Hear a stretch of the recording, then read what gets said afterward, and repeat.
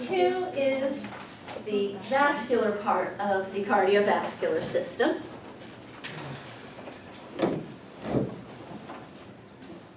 There's 3 major types of blood vessels, and then 2 that are smaller versions of 2 of the other types. They are different in structure, so we're going to consider them another type. This is listed in the order that the blood flows, starting at the heart. The arteries bring blood away from the heart. And then the littlest ones are arterioles. These are typically microscopic. Capillaries are the very smallest vessels, and they're the ones that distribute oxygen and nutrients to the tissues and pick up carbon dioxide and other wastes. From capillaries, the blood flows into venules, which are little veins. And the veins bring blood towards the heart. These color codes that we often have on diagrams and models, you might think of red as arteries, blue as veins, but what it actually goes with is the oxygen levels, where red is high oxygen, blue is low oxygen. In your systemic circuit, so going out to your body, the arteries are high oxygen, the veins are low oxygen. Pulmonary is reversed, and that's why this is an artery, but it's blue.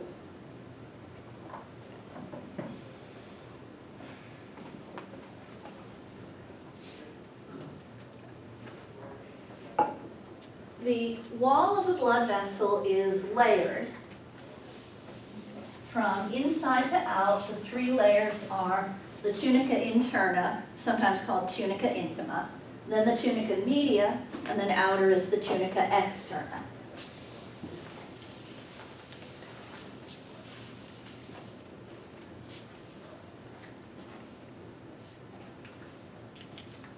The tunica interna is a lining of simple squamous epithelium.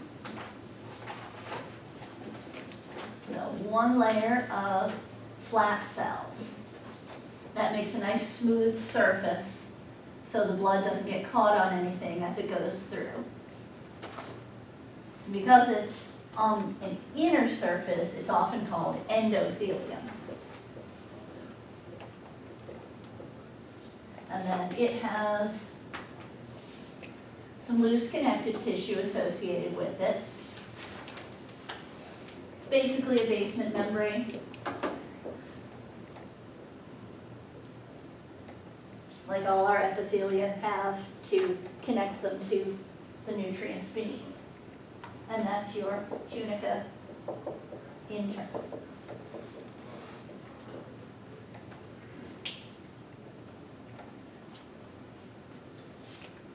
Tunica media, media for middle, is mostly smooth muscle, and it's arranged concentrically, meaning it goes around the tube. It also has some elastic connective tissue in there to help it be stretchy and able to collapse back down when you remove the source of stretch.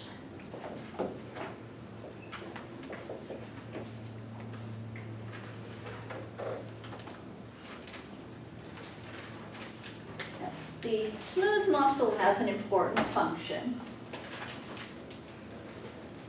especially in the arteries and arterioles, but somewhat in the veins as well.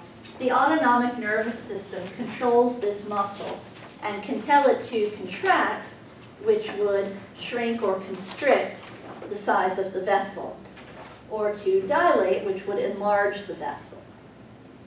We call that vasodilation and vasoconstriction. And that can change how much blood is going through. So if a particular area needs more blood, those vessels can dilate. If an area is not using as much, it can constrict, and the blood can be redirected elsewhere. Dilation and constriction will also affect your overall blood pressure. And it's mostly sympathetic that does the control. It'll dilate vessels to places like the heart, the skeletal muscles that you're contracting. It'll constrict to places that you don't need, like digestive tract, because if you might die from whatever disaster you're trying to run away from, who cares if you get your last meal digested? Tunica externa is tough connective tissue. It's basically dense irregular.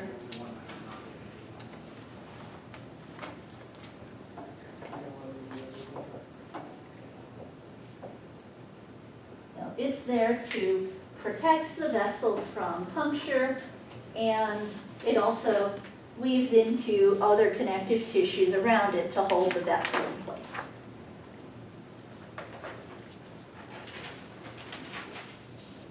A term that you may or may not have seen before, that'll come back occasionally, is lumen, and that means the opening of a tube. So that's where the blood stream comes.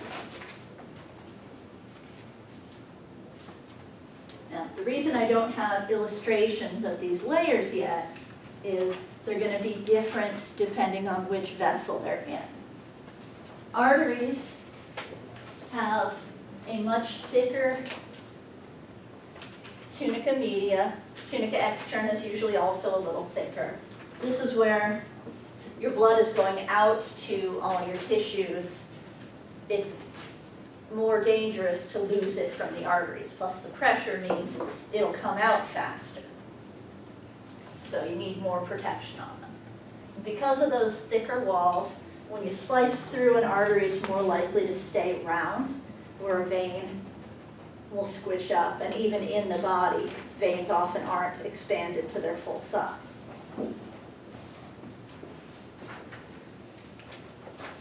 Arterioles, as the arteries get smaller and smaller, the walls get thinner.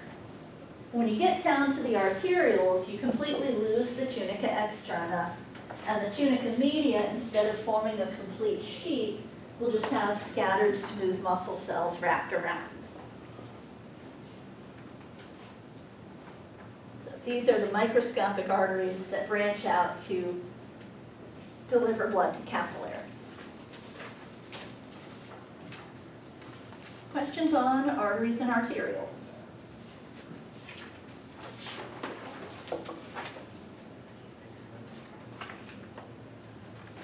Capillaries only have the endothelium for their wall, and there are some gaps in that wall to make them more permeable so they can deliver fluids and nutrients.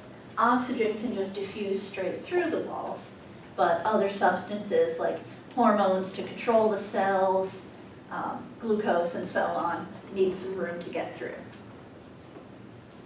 We're going to take a little longer looking at capillaries now.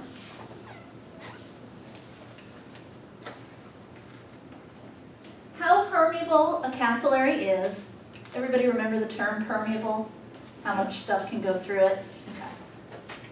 How permeable it is based on the size of the gaps in the walls. And this varies by organ based on how much protection they need versus how easily they need things to be able to go in and out of the capillaries. The least permeable is in the brain.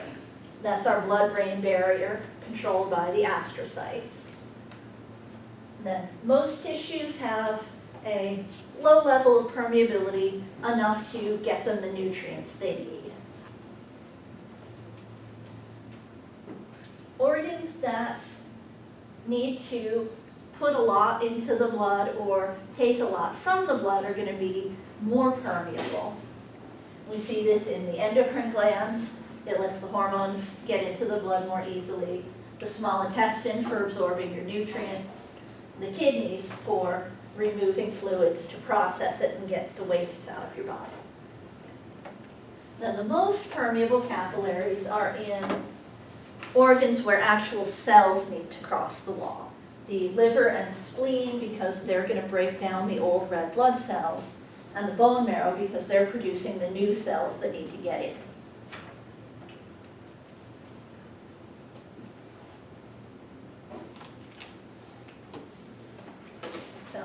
these most permeable capillaries in the liver, spleen, and bone marrow are called discontinuous capillaries. Sometimes you'll see them called sinusoids. So they're discontinuous because they have bigger gaps. They even have holes going right through the cells. And sometimes they have these little side passages where the blood just pools a little bit, and that helps more stuff get in or out. And we'll see sinusoids in the structure of the liver as well. Now, questions on capillary structure?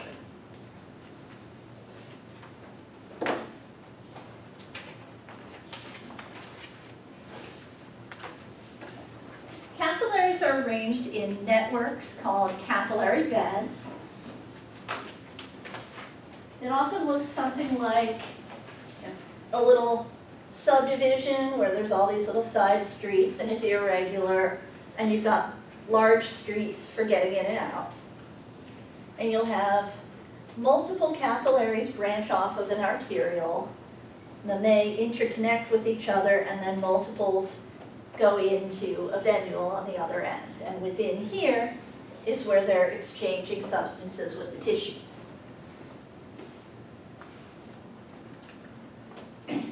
Now, if you took one person's capillaries, took them all apart and lined them up end to end, if I remember correctly, it would go around the world 3 times. So we don't have enough blood to go to all those capillaries at once. So basically, they take turns getting blood flow through the beds. And it's based on when the tissues need oxygen and nutrients. So if you have your trash picked up, it's, they come on a certain day of the week, and they go somewhere else on a different day of the week. And this would also include, you get your groceries delivered every Wednesday, and they get their groceries delivered on Tuesday. And so it's just switching out. What allows it to switch, to block off flow to some beds, is precapillary sphincters. We'll see sphincter again when we get to the digestive system. There's a lot of them there. What it means is a ring of muscle. And when it contracts, it closes and blocks any movement through the lumen of whatever it surrounds. So, a little more detailed capillary bed. Everywhere we come off the arterioles, there's a sphincter that can block off flow to this bed. So, if those close off, this area doesn't get any blood right now. And the tissues are constantly sending out little signals saying, how hungry they are. That affects when the blood comes in. Any questions on capillary flow?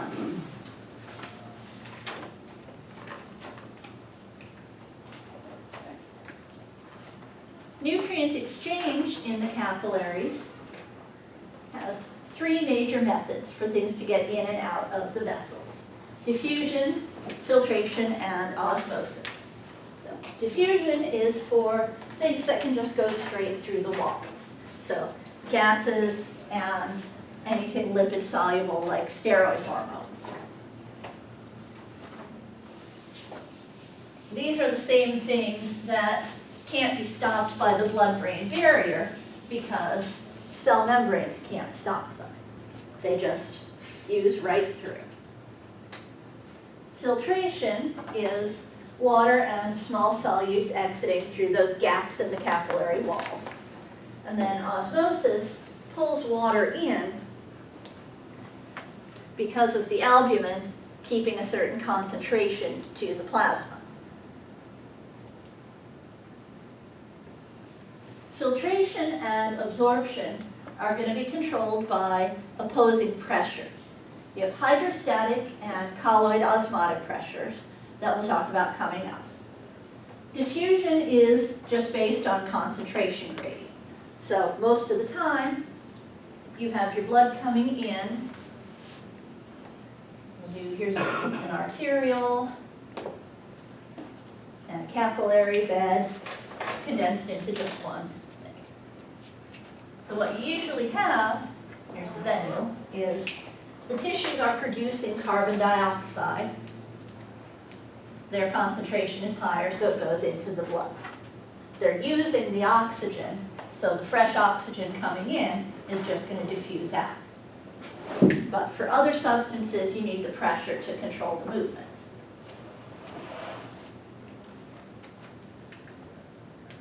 Hydrostatic pressure, this means water staying still.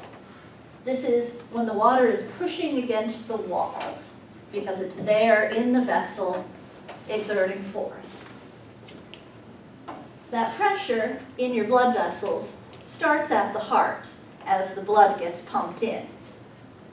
So it's going to be stronger at the arteriole end. That's your hydrostatic pressure pushes out. In this instance where we're looking at blood, it's basically the blood pressure. So hydrostatic pressure drives filtration. The way gravity pushes your coffee